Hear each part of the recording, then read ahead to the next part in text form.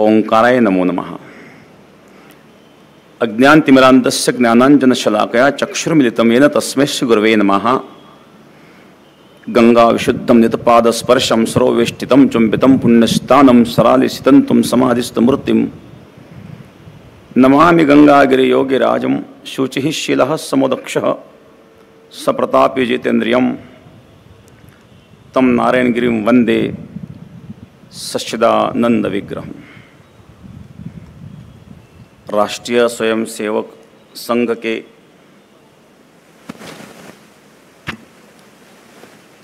कार्यकर्ता विकास वर्ग द्वितीय समारोह में उपस्थित परम पूजनीय सरसंघ चालक माननीय डॉक्टर मोहन जी भागवत के चरणों में और मंच पर उपस्थित सर्व अधिकारीगण, प्रांत और महानगर के अधिकारी और समस्त वरिष्ठ जनों को वंदन करते हुए और सभी माँ भारती के उपासक, देश, संस्कार, संस्कृति, धर्म, न्याय के लिए समर्पित आप सभी लोगों के लिए मेरा हार्दिक प्रणाम। इस ऊर्जा स्रोत पर उपस्थित समस्त देशभक्त निंदन्तु नीति निपुण यदि वास्तवन्तु लक्ष्मी सदा विशतु गच्छतु वा यथेष्टम अद्यैव वा मरणस्तु युगान्तरे वा न्यायपथः प्रविचलन्ति पदन्न धीराः।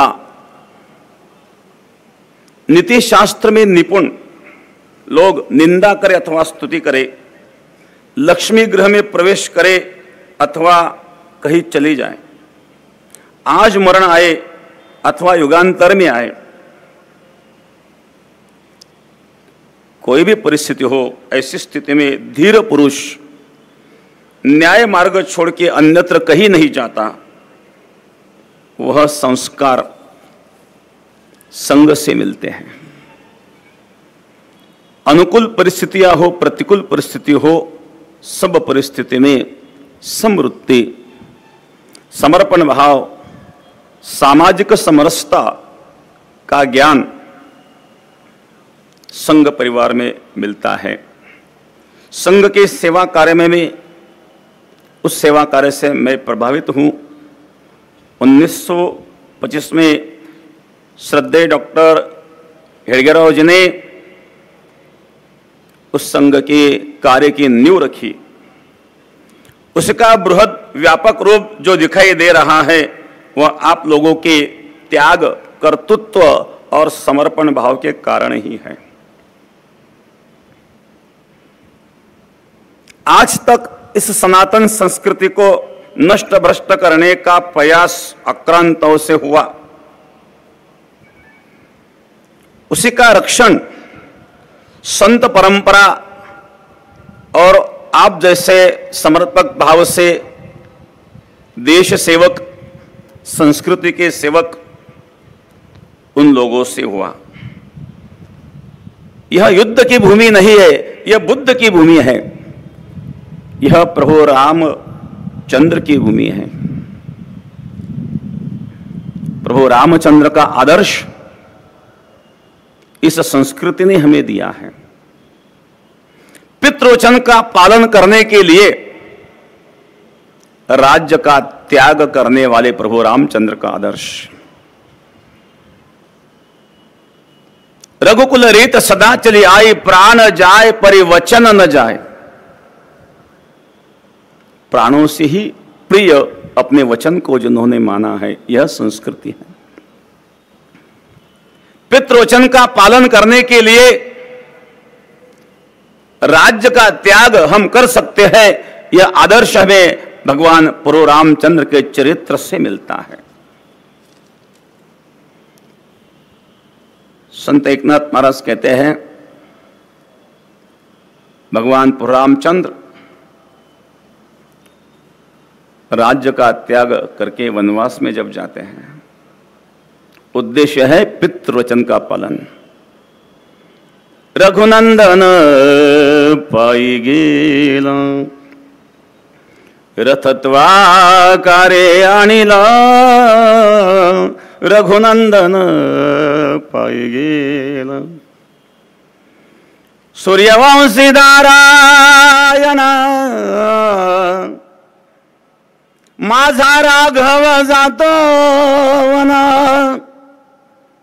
माझा राघव जातो वना रघुनंदन पायी गेला। सब अवधवासी प्रभु रामचंद्र के लिए रो रहे हैं, पितृवचन का पालन के लिए जिन्होंने राज्य को निछोड़ किया है। और आज हम देखते हैं कुछ लोग अपने माता पिता को वृद्धाश्रम में भेजते हैं, उन लोगों के लिए आदर्श है। एक बार हम संभाजी नगर में रेलवे स्टेशन के पास रुके थे। एक माताजी हमारे पास आई और उन्होंने कहा, रोने लगी, महाराज जी बहुत भूख लगी है, कुछ 10-20 रुपए दीजिए, मैं नाश्ता कर लूंगी। मैंने उस माँ की ओर देखा, उनका रहन सहन अच्छा था, ठीक था। मुझे ऐसा लगा ये माँ कोई परेशानी में हो सकती है, क्योंकि भिखारी तो ये नहीं हो सकती। उस माँ से मैंने पूछा, माँ नाश्ता के भोजन की बात नहीं है, आपको मैं भोजन कराता हूँ, परंतु यह परिस्थिति आप पर कैसे निर्माण हुई, आपको कोई है या नहीं है? और रोने लगे। उन्होंने कहा, महाराज मुझे 2 पुत्र हैं, एक पुत्र डॉक्टर है और दूसरे पुत्र प्राध्यापक स्कूल टीचर है। बहुत दुख हुआ मुझे।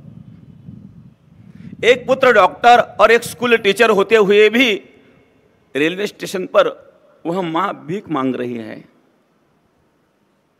जिस मां ने हमें गोद में पाला है, बचपन से बड़ा किया है, संस्कार दिए हैं, ऐसा क्यों हो रहा है?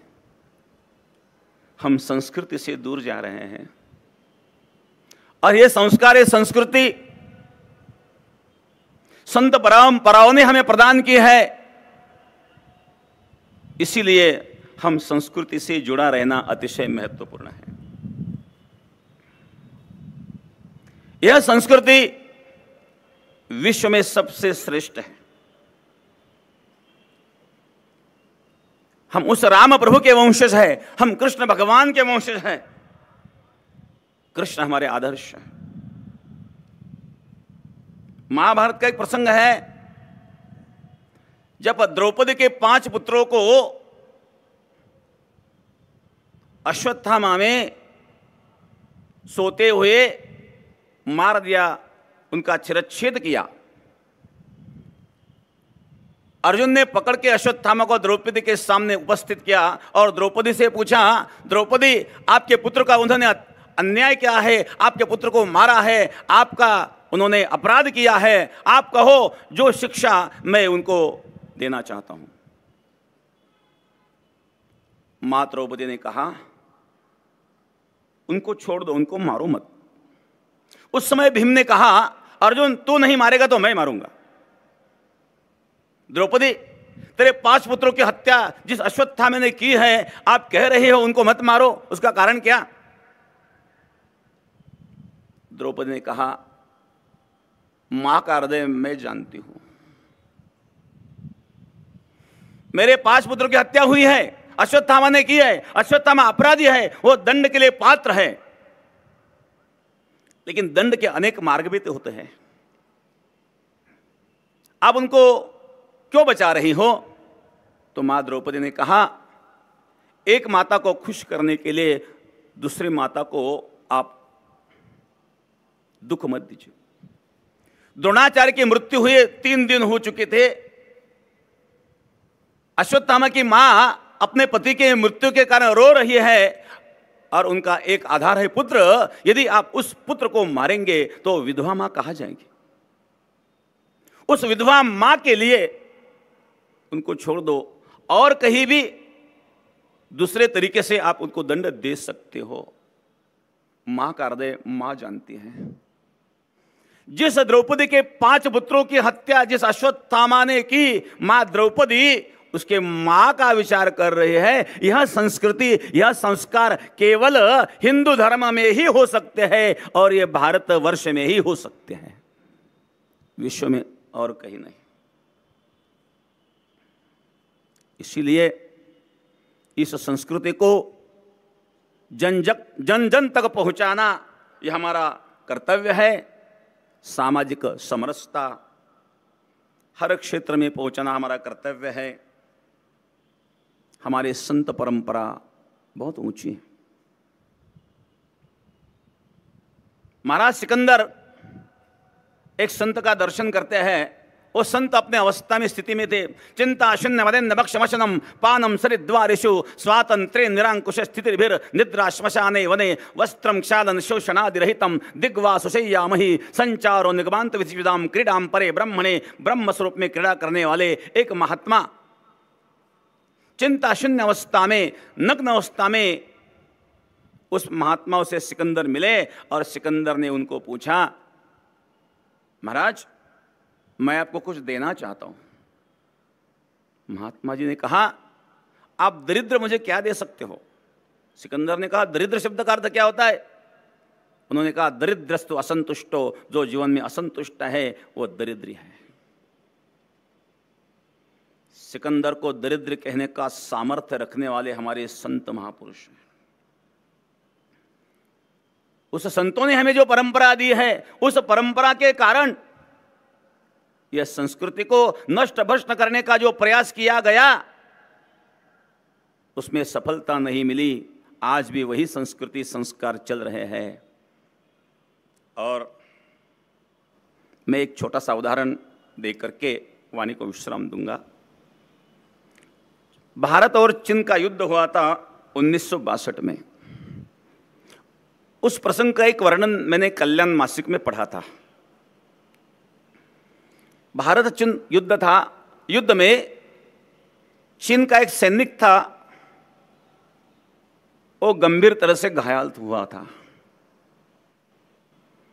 भारतीय सैनिक ने देखा अभी वो मरने वाला ही है, शत्रु भी क्यों ना हो, है तो वो भी एक मनुष्य। उनके पास थर्मस में चाय था। उन्होंने चाय लेकर के उस चीन के सैनिक के पास वो गए। लीजिए भाई चाय लीजिए।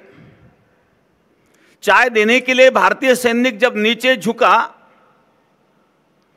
उस चीनी सैनिक ने उनके पेट में नीचे से छुरा खोप दिया।